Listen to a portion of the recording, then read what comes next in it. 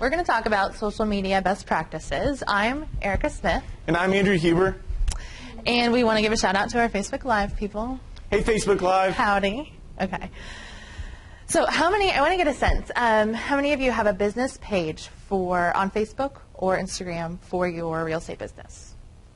Some of you don't. A good number of you do. That's great. Some of this content will make more sense to you. So go ahead. Okay, so we put together the 6 platforms that I think hold the most value to you as realtors. Facebook is the giant. We all know that, right? Facebook, your mom probably has Facebook. And so that is probably where you want to spend your most time. It's definitely a community that you become a part of. Facebook is great for posting links to your listings. It's great for making events to your open houses. You can tag people, you can engage, and the insights that they provide are out of this world. So, and Facebook and Instagram have actually joined up. Kind of makes it easier for you to do in general as well. Now, Instagram is driven by images, and when I said that everyone has Facebook, I wasn't quite telling the truth, because Instagram is now the place where a lot of the millennials are falling. A lot of them don't get Facebook anymore because their grandmas are on it. They want to stay on Instagram. But it's solely images and video. So that's where you post your gorgeous updated kitchen of your newest listing, and you hashtag it. That is how you get a larger conversation going. And so you'll see these sample posts. I'm not going to take time to read all of them, but you'll see the hashtags that we've used there, get some ideas. Twitter, very brief. They keep you to 140 characters. That means it's brief and it's instantaneous. That's a conversation you might have throughout the day as you're going about your business. And you can use some tips and tricks to tag restaurants and things like that. It gets you more traction. We'll talk about that a little bit later too.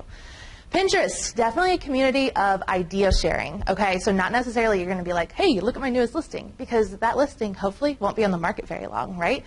Those pins stick around. So Pinterest is going to be where you maybe share your recipe for your open house cookies, or maybe you share an article about how to save up for that down payment for your first home.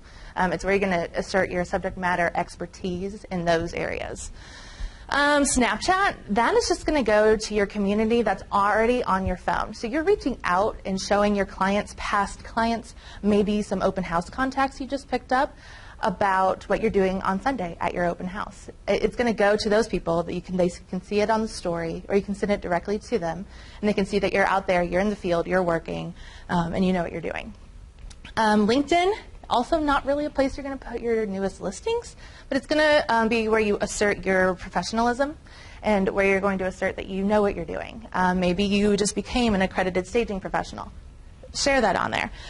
Maybe you hit your inventory sales goals that you wanted to hit, you set for yourself. Maybe your office just earned a national award.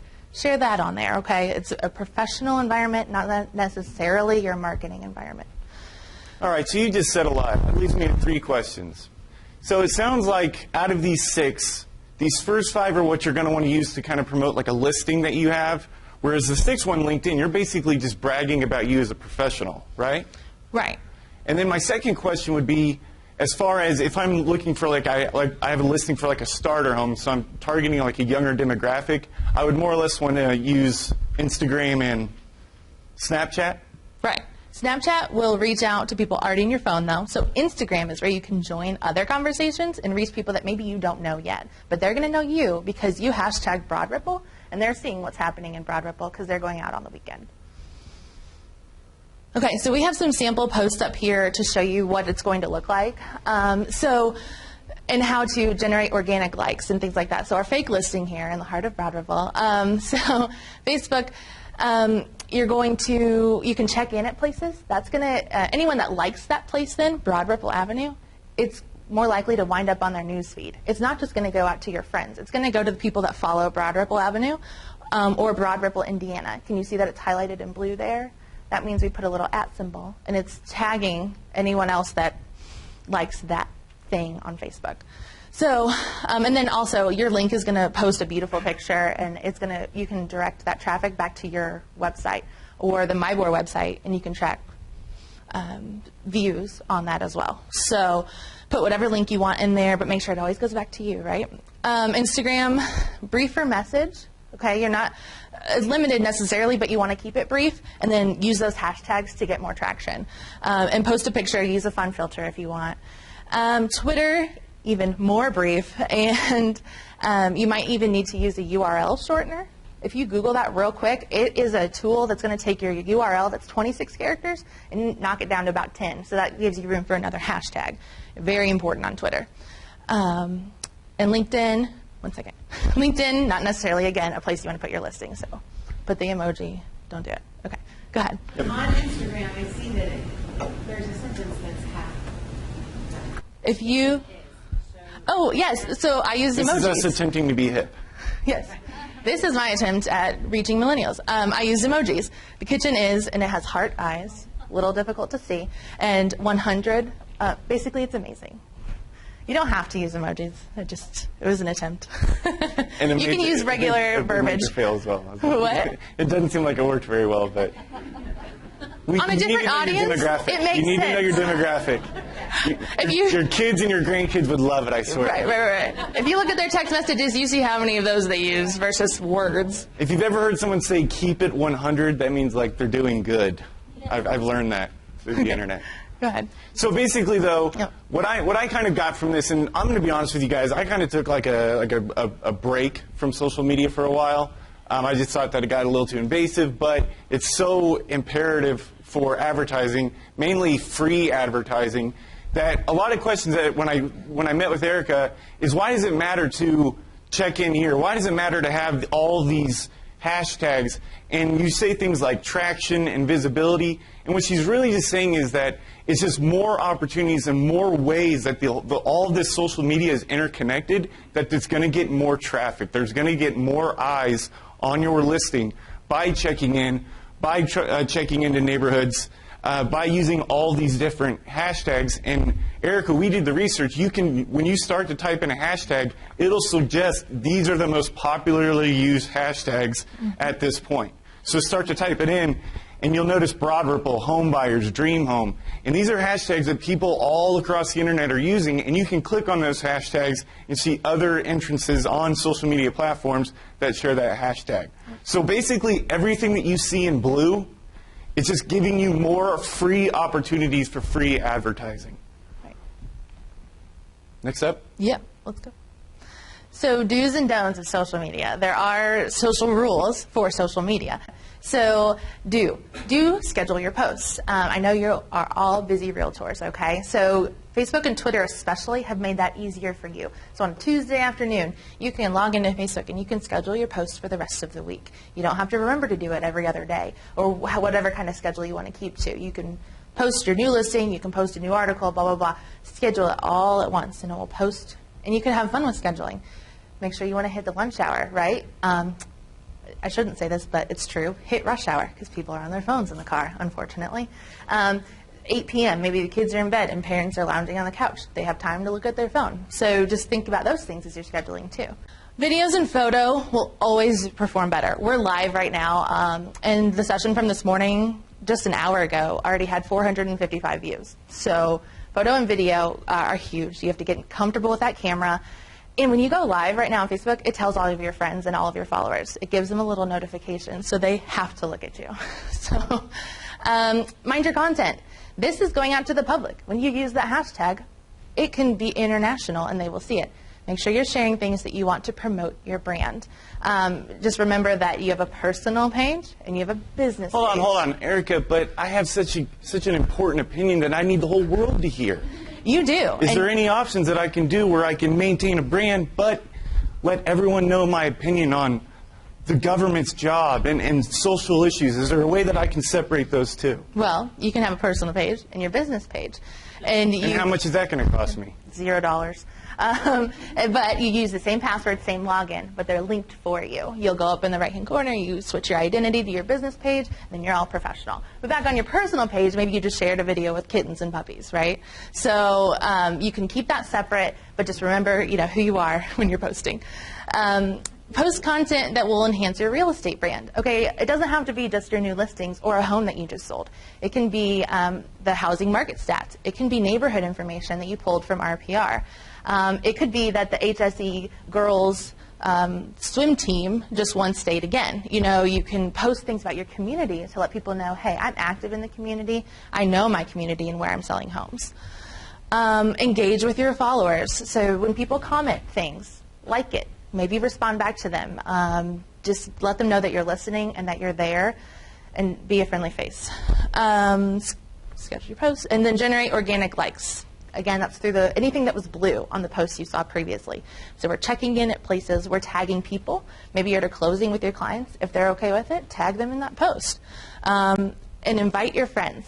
When you start up your business page, and some of you have seen this, you have 0 people. But Facebook and Instagram and Twitter are inviting you. They're pulling contacts from your phone, if you allow it, and telling you, invite this so-and-so, invite so-and-so, and go ahead and do it. You need a community to start with, and as they like your content, their friends see it, and they like it, and they start to follow you, and it snowballs. Okay, so just to simplify, organic, free, likes, traffic. Free traffic, free advertising. All right, so all these things are what you should do. Let's talk about what you should not do, the don't do's. Don't break BLC rules. Basically everything that Gary and Mona were talking about earlier in their presentation, making sure that you don't have coming soons and you're not putting it into the BLC and all that good stuff. So if you are on the edge, before you put it on Facebook, call 956-1912. Hey, I'm about to put this listing on Facebook. Is that okay? What do I need to do to be sure that I'm in compliance with the BLC business rules? Also, don't break your client's confidentiality. You're taking pictures of their child's room, of their garage, of their room, of their living room. Before you go and you put that in front of all of your followers, make sure you have 100% of their approval that you're going to be putting these images on social media platforms. Next up is don't oversaturate your accounts with posts. Now, Erica did mention to stay frequent and consistent and schedule your posts and all those good things, but what did we agree on? Maybe 3 to 4 posts every 24 hours. And tops. depending on the medium, yes, but Facebook definitely. Yeah, you don't want to be that guy who goes on radio silence for 4 days and then suddenly on Facebook you post 6 things in a row. You don't want to be that person, because what's going to happen is they're going to see that and they're going to go to the top right and they're going to unfollow you and you're going to lose a potential client. Next up is don't be afraid to boost your posts. Now, you guys know about me, and I'm talking about everything free this and free that, but you still have the opportunity, especially in Facebook, to boost a post. And for $5, you can boost a post. And, of course, you can go higher than that. But for $5, you can boost a post.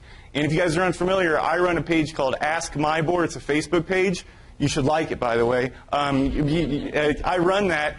And just for fun, just as almost as an experiment for this presentation, I boosted one of my posts that I thought had content that I thought would be worthy of my followers to see again, and it doubled the amount of views for $5. So I'm all about the free stuff, but I'm still saying that if you have a listing that you really want to give that extra push, boost it on Facebook, and I guarantee you'll get better results. And you can even elaborate on your Boost King. Right, right. So you may be thinking that when I boost my post, I don't care if someone in California sees it. And you're right. But you can tailor that down to a 5-mile, 10-mile, whatever mile radius you want. So if you have a listing in Fishers, you can tailor it down. You can even target it to people that like HSE schools or that like hiking if it's next to a state park or something like that. I can't think of all the things. But you can filter and target people that like certain things, and it's going to wind up in their newsfeed just from the few dollars you're putting towards it. Also, don't allow bots to troll your account. What a weird sentence I just said. Don't allow bots to troll your account. What's going on in these social media platforms are these fake accounts that are created to basically kind of succubus out of social media, whether it's tricking someone into a scam or getting someone to click on something they didn't want to click on. And these bots exist on Facebook, on Instagram, on Twitter. So don't allow those bots. So when you post something and somebody likes it or somebody comments on it, make sure that it's a real human being. You'll know that it might be a bot because the comment might be, I made $75 an hour working from home. Click here to find out how. Or it might be something like lewd content. So make sure that you're just making sure who's following you, who's liking your comments, and make sure to get rid of it if you suspect that it's a bot. Fine. Next up is don't get into a comment war. A comment war is basically you have the post, and then you have comments, and then you see it every once in a while where 1, 2, or 3 people will start commenting back and forth to one another, and it can start to get a little childish. And remember that it's not just you and that other individual talking. It's you and that other individual talking with every one of your followers all eating popcorn, watching you guys, waiting for one of you to say something you're going to regret on the internet. So if you get into a situation like that, offer to meet him for a cup of coffee to talk things out. Offer to talk to him on a phone. But just don't get yourself into one of those comment mores and drag it out and kind of lose your professional appeal. And finally, or secondly, don't blindly share posts. In this day and age, I hate to say it, and I want to ensure I'm not taking sides, but we have this term called fake news. Make sure that if you see an article that you like, that you read the article, that it's a reputable source for that article, and it's something that you're going to be able to professionally stand behind before you share that. And then lastly, don't like something that may be controversial. And this just goes into mind your content. Don't like something that's going to be divisive. Don't like something that you think any sort of client might rub the wrong way. So, in conclusion, personal page versus your business page. So if I'm your personal page, I might share an article because I feel very strongly about this, and I think that Chuck Pagano's the worst, and the Colts are already off to a terrible season already. Business page, Erica. Andrew Luck's reading program has inspired children all across Indiana to start reading. Right. It's a more positive post, pushing good things. Personal page, I might share an article about how the crime rates in this city are rising, and it's just a terrible landscape. Indianapolis is a culinary school on the rise. That'd be your more business page. So just kind of remember the difference between the content. Retention and content creation, you can kind of, I'm trying to work quickly here, so you can kind of combine into one.